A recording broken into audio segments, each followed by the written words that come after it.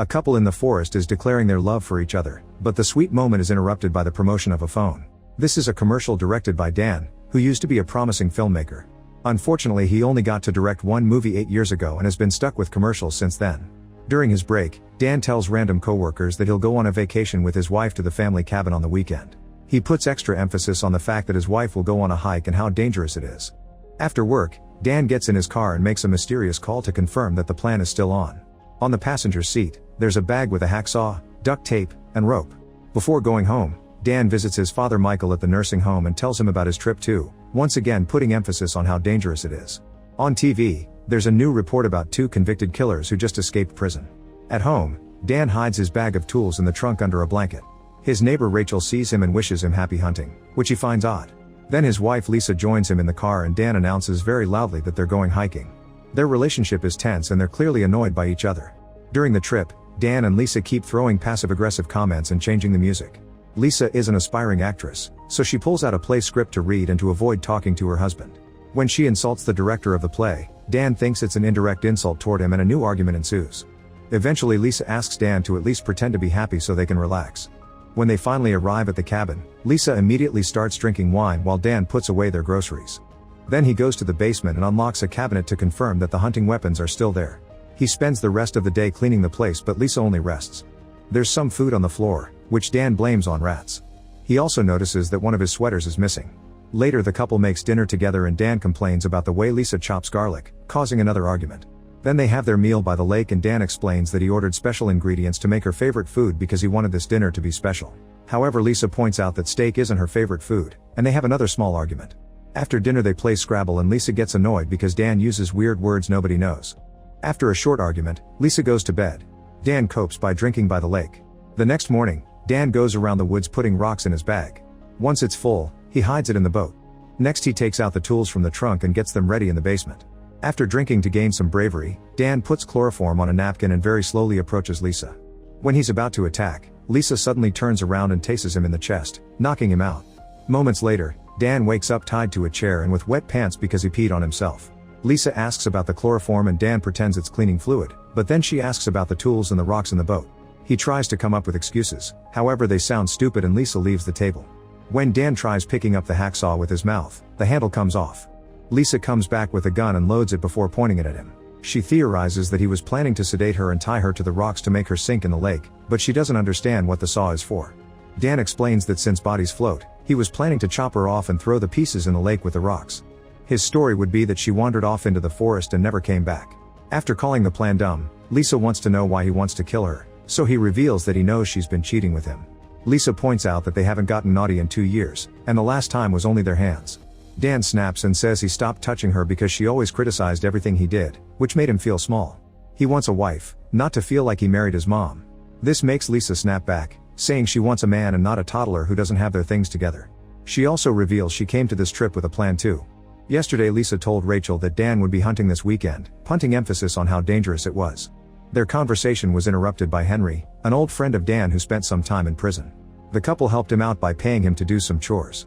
In the present, Lisa explains that she planned to make Dan take her out hunting, pretend she tripped, and shoot him by accident. Dan thinks it would have never worked because she's a bad actress and the police wouldn't have believed her. Lisa thinks they wouldn't have believed him either, so they start acting sad about each other's deaths to prove they can do it. Dan manages to cry first, so Lisa hits him in the face with the gun and considers shooting him now. At that moment Henry appears behind her, so Dan keeps repeating it's hammer time until Henry finally hits her with a hammer to knock her out. 5 days ago, Dan and Henry met in an amusement park so the noise would cover up their conversation. Henry agreed to help Dan get rid of Lisa's body for the right amount of money, so Dan explained that Lisa was insured for $100,000 and he'd give him half. Henry also asked to hang out more and a document detailing this deal, which of course Henry wouldn't give him.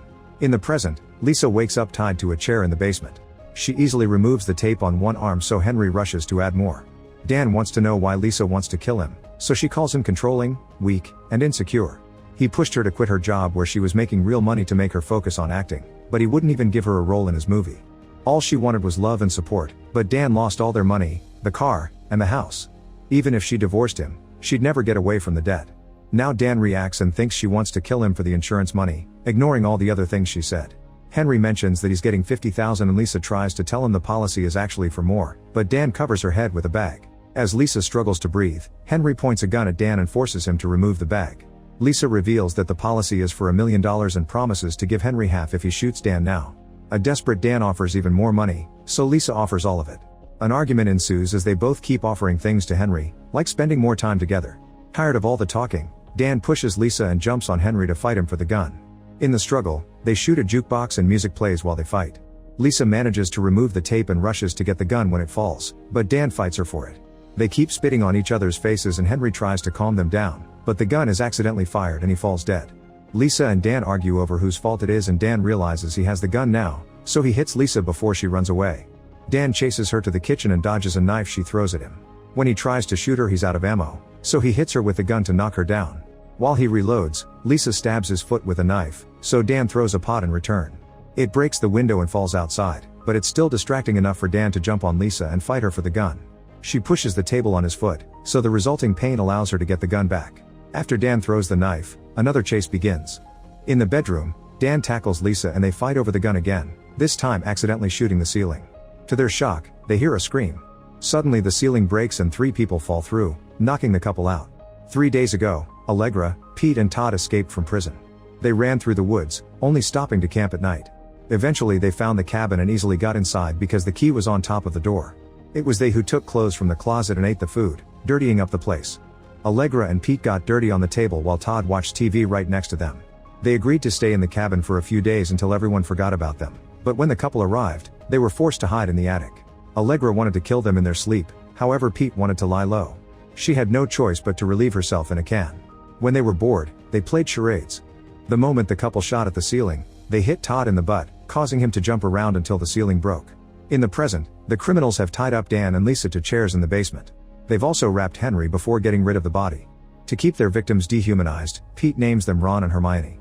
He asks them if it felt good to kill Henry, but they insist it was an accident and start arguing even now. When Dan asks the criminals what they want, Pete explains that he and Todd were in prison for 7 years and Allegra was their corrections officer. Allegra and Pete fell in love, so she helped them escape. Now Pete wants some money, but he found only a few bucks in their bullets. Lisa swears they don't have more because Dan isn't good with money, and they start arguing again. Then Allegra frees Dan, saying that they'll play a game she and the other guards played in prison. 2 prisoners were thrown in the laundry room and had to struggle in a circle to see who could overpower the other first to do the naughty. The giver got cigarettes, the receiver only got done. Todd draws a circle on the basement floor and Dan is thrown into it. The men start wrestling and Dan manages to hit Todd in his gunshot wound, allowing him to run out of the circle. The criminals quickly capture him and throw him on the pool table, where they lower his pants. When Todd is about to take advantage of Dan, Pete stops him and asks about the movie poster on the wall. Dan reveals that it's the film he directed, and Pete gets very excited because he loves that movie. Pete shares that he watched it multiple times in prison and complains about the ending, so Dan explains that the executives forced him to change it. After Pete compliments Dan's directing skills, he tells Todd to go ahead. However, Todd's groin isn't waking up and he throws Dan back in the circle. Allegra gets ready to shoot him, so Lisa yells that she has $50,000 in a private account. She swears they can have it all in the morning when the bank opens. The criminals take the deal and tie the couple up for the night. Later, Allegra removes the bullet from Todd's butt. Then they make a plan to kill the couple after getting the money and to reach the border without getting caught. Pete wants to get rid of the car after killing the couple, but Allegra sees it as a personal dig and argues with him until she leaves the room. In the basement, Lisa remembers how much in love she used to be with Dan and wonders how they got here. She realizes she secretly wanted Dan to learn about her affair because she wanted him to fight for their relationship, and she apologizes. Dan doesn't answer, instead he kicks the net in the pool table to make a ball fall. Then he screams until Todd comes to the basement, and Dan tells him he has to go to the bathroom. Before untying him, Todd squeezes Dan's groin as a warning. When he guides him to the bathroom, he first removes the lid from the toilet to avoid an attack. While Dan does his thing, Todd teases a terrified Lisa with the "I'm not touching you" game. Soon Dan comes out and Todd notices that one of his feet is bare. Dan hits him with the pool ball that he's hidden in his sock to knock him out. Afterward, Dan gives Todd's knife to Lisa and sneaks upstairs, where Pete is apologizing to Allegra and she asks to get naughty again. Soon Lisa frees herself and goes upstairs as well. When Todd takes too long, Pete and Allegra go to the basement and wake him up. At that moment, Lisa runs outside and the noise alerts the criminals, who immediately come after her. The group splits to look for the couple, so Lisa takes the chance to check the car. Unfortunately, the keys aren't there, so she has to go back inside to look for them. At the same time, Todd's flashlight runs out of batteries and returns to the house too, so he catches Lisa red-handed. He makes her drop the knife and takes the boat keys before announcing that the deal is over. As Dan slowly approaches, a desperate Lisa tells Todd that she's pregnant and she didn't say anything before because Dan isn't the father. Todd doesn't believe her and is about to shoot her anyway, so Dan jumps on him and stabs him in the shoulder with a figurine. The gun falls and the resulting gunshot alerts Allegra and Pete. Then Todd punches Dan and throws the figurine at his head, making him fall. Dan reaches for the gun and Todd fights him for it, so Lisa appears behind him to bite a piece of his ear off. Todd pushes her and Dan grabs the gun, but Todd moves fast and attacks him again, disarming him before hitting him a few times and throwing him into the pantry. Todd also throws Lisa into a cabinet, so she grabs the bleach bottle and sprays his eyes. Then Lisa breaks a jar on his head and rubs his face on the broken glass before kicking him a few times. Todd catches her leg and picks her up to throw her on the table. Next he takes some cables from a lamp and starts choking her, but he stops when he sees Dan run to the gun. While the men fight again, Lisa runs to get a knife and stabs Todd in the back. His muscles are so thick that he isn't bothered at all, so Lisa grabs more knives and stabs him multiple times. When Todd finally turns around to go after her, Dan stabs his head with the figurine. Todd keeps walking and Dan rushes to get the gun, which doesn't have ammo left. Dan suddenly quotes Harry Potter before collapsing. Hearing the other criminals approaching, the couple rushes to hide upstairs. In the closet, Dan blames himself for everything, since he gave up when things started to fall apart. He gives Lisa the boat keys and tells her to leave without him to protect the baby. However, Lisa clarifies she lied to distract Todd and she isn't really pregnant. Dan admits that it was the best acting he's ever seen. When Pete is about to find them, Dan jumps out to tackle him and the couple runs away. As soon as Lisa comes out, Allegra tackles her and gets ready to shoot her, but Dan knocks her down and hurts her hip. Then Pete jumps through the window and lands on Dan, so he starts beating him up. Lisa takes the chance to stab him with a rake and tries to run, but Todd returns and captures her. Pete breaks the rake to get the handle and drags Dan by the hair, saying that killing gets boring after doing it too many times. Then he stabs Dan's hand with the broken handle. After monologuing some more, Pete turns on the lawnmower and tries to smash Dan's head into the rotating blades. Dan uses his hands to block it and ends up losing a few fingers. Suddenly the group hears music and a car runs over Pete. The driver turns out to be Michael. 6 hours ago, a neighbor was on his way to the supermarket when he saw the mess in the cabin, so he called Michael to alert him. Michael tried to leave the retirement home but a nurse stopped him, so Michael beat him up with his cane and took his car keys. It was a very modern car and he didn't know how to use the digital controls, so he didn't choose the music. He stopped at the gas station to fill up the tank and left without paying. In the present, Allegra drops the gun to check on Pete, so Michael picks it up and immediately blows up Todd's head. When Michael is about to kill Pete too, Allegra stabs him from behind, causing him to accidentally shoot her foot. Pete comes closer to mock Michael, who bites the tip of his nose off. As Pete knocks Michael down to start choking him, Michael tells his son to run. Dan and Lisa rush to get in the car, but it only works for 2 minutes before it gets stuck. Now the couple has to watch how Pete kills Michael by throwing him on the lawnmower. They try the car again and this time it does take off. However, Pete shoots at it a few times and causes it to crash into a tree. Dan tells Lisa to go to the boat while he takes care of things. Meanwhile, Allegra asks Pete for help, but instead he announces he wants to break up. When he checks the car, the couple is already gone. Allegra goes back inside to clean her foot with alcohol and bandage it. However, Dan appears to kick her leg and break it. He raises the gun and asks for his sweater, but Allegra starts begging for mercy and quickly changes to insulting him. Dan gets so annoyed that he shoots her in the face. At the pier, Lisa gets in the boat and tries to leave, but it won't start. After turning a few handles, the engine finally works, but unfortunately Pete shows up and leaves with her. Lisa yells for help and Dan runs to the pier, where he grabs the boat's rope. This pulls him into the water and drags him along. Pete is talking to Lisa about the money, so he doesn't see Dan climb on the boat. Dan smashes his head and a fight ensues. When Dan is quickly overpowered, Lisa scratches Pete's face, only to get knocked down too. While Pete keeps beating Dan up, Lisa finds the flare gun and shoots it at Pete, who easily dodges it. He takes the gun from her and knocks her down again. When he's about to shoot her, Dan threatens him, but the cool moment is ruined by his puking. Then he punches Pete and they start fighting again. Soon Pete starts choking Dan with a rope, so Lisa appears behind him to choke him with the bag handle. Pete pushes her off, but Dan takes over the bag and Lisa slashes Pete's leg. Together, the couple throws Pete into the water, and he struggles for a few seconds before the rocks in the bag make him sink.